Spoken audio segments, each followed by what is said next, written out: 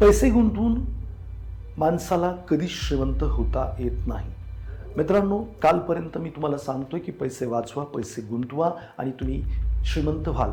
पण त्याबरोबर एक गोष्ट कोणीच सांगत नाही आहे किंवा आपण ती समजून घेत नाही आहे. ती गोष्ट जर तुम्ही गुंतवली नाही तर फक्त पैसा गुंतवून तुम्हाला कोणताही ॲसेट क्लास श्रीमंत करू शकणार नाही आहे. मित्रांनो, हा व्हिडिओ खूप महत्त्वाचा आहे. खूप सारे लोक इन्व्हेस्टमेंट्स करतायत, मन मारून पैसे वाचवत आहेत आणि वाचलेले पैसे त्यांना यथाअवकाश श्रीमंत करतील असं त्यांना वाटतंय सुद्धा. पण फक्त पैशांची गुंतवणूक ही माणसाला कधीच श्रीमंत करू शकणार नाही आहे. हा व्हिडिओ खूप महत्त्वाचा आहे, तर शेवटपर्यंत सर्वांनी पहा.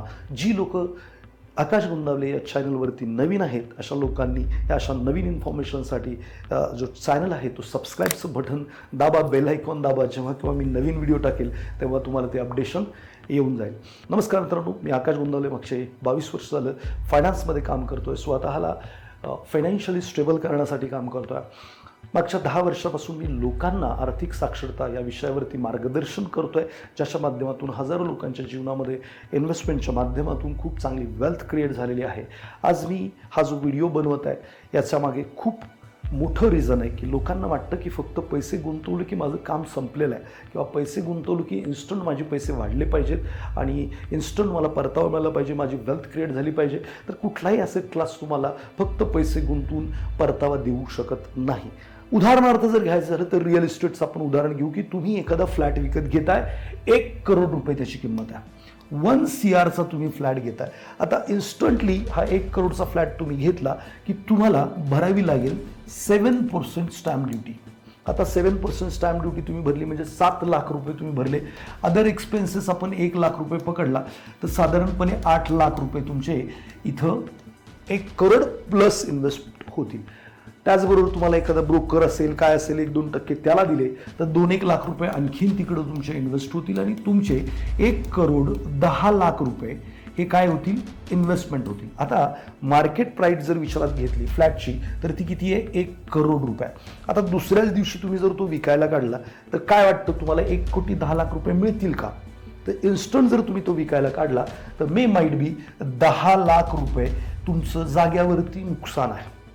म्हणजे तुम्ही फक्त पैसे गुंतवले तर श्रीमंत नाही होणार. मग तुम्हाला काय गुंतवावं लागेल याच्याबरोबर, तर पैशांबरोबर तुम्हाला इन्व्हेस्ट करावा लागेल. त्याला म्हणतात टाईम. हा वेळ जर तुमच्याकडे गुंतवायला नसेल तर कोणतीच इन्व्हेस्टमेंट तुम्हाला कधीच श्रीमंत करू शकणार नाही, वेल्दी करू शकणार नाही.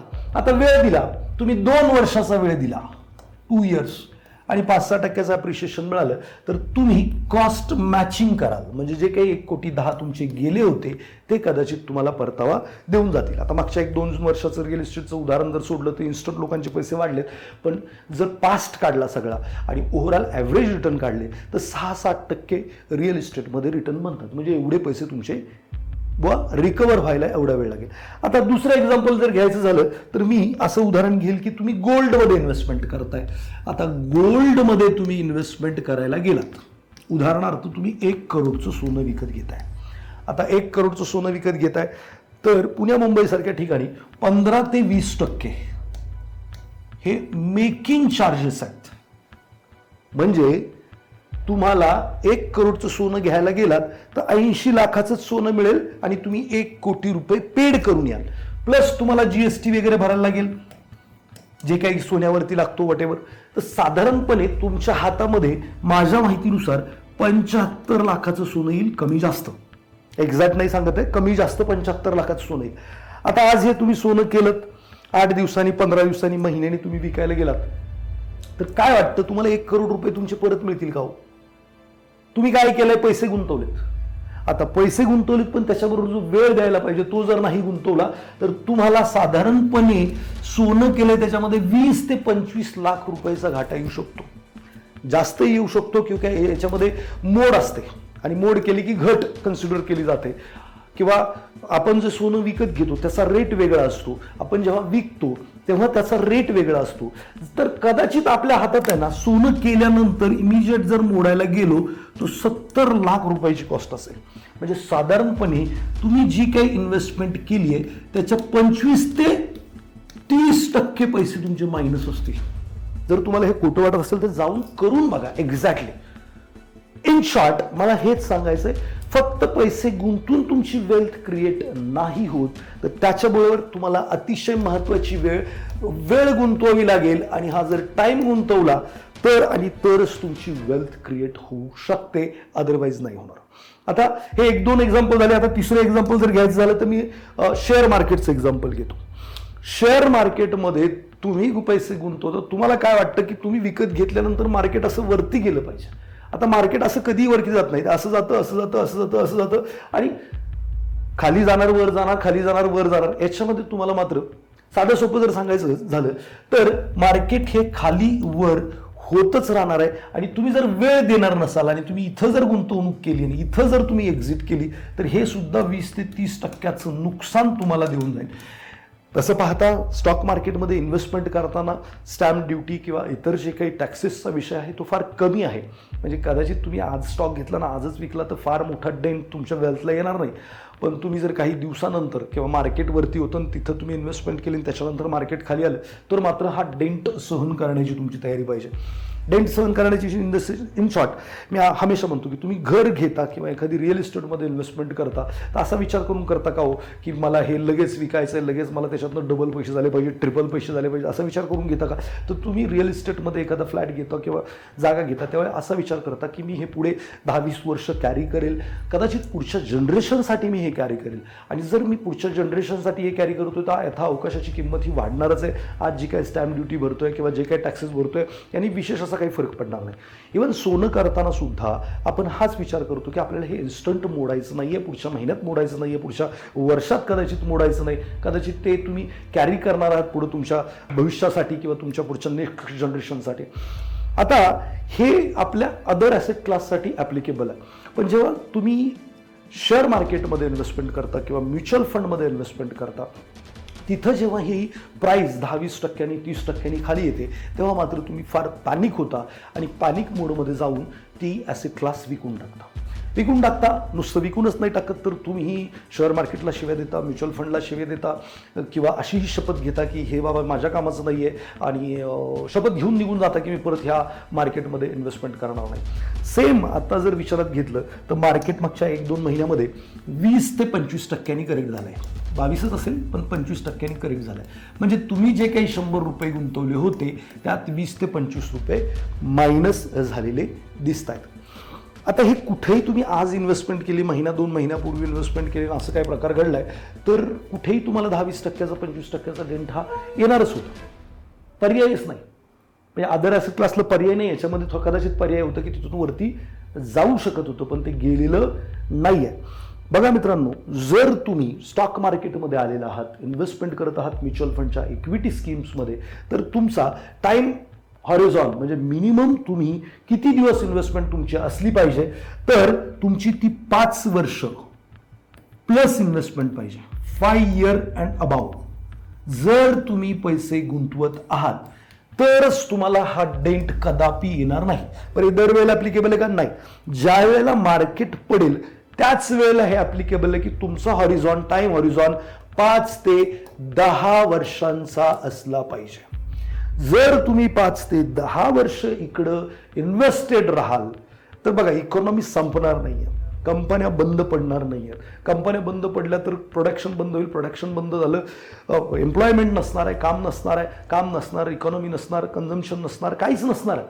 तर या कंपन्या बंद नाही पडणार आहे. तर तुम्ही आहे ना वेळ गुंतवायची मानसिकता करा. जर तुम्ही पैशाबरोबर वेळ गुंतवला तर तुम्हाला कुठलाही ॲसेट क्लास श्रीमंत करेल. आणि सर्वात फास्ट जर तुम्हाला वेळ गुंतवून श्रीमंत व्हायचं आहे तर शेअर मार्केट किंवा इक्विटी म्युच्युअल फंड याच्या सारखा बेस्ट दुसरा ॲसेट क्लास असूच शकत नाही, असं माझं 22 वर्ष अभ्यास केल्यानंतर समजत आहे की तुम्हाला फास्ट श्रीमंत व्हायचं आहे आणि तुमच्याकडे वेळ गुंतवण्यासाठी आहे. तर याच्यासारखं कॉम्बिनेशनच नाही. पैसे आणि वेळ ह्या 2 गोष्टी जर तुम्ही मानसिकता ठेवून जर गुंतवल्यात तर तुमची जे काही भविष्य आहे, तुमची जी काही नेक्स्ट पिढी आहे, जे काही तुमचं स्वप्न आहे ते प्रत्येक स्वप्न पूर्ण होऊ शकतं. मित्रांनो, मार्केट खाली येणं हे इन्व्हेस्टमेंटचं अपॉर्च्युनिटी आहे.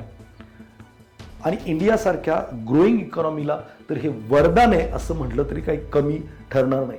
तर मित्रांनो, ह्या काळामध्ये पैसे काढायचा विचार तर करूच नका.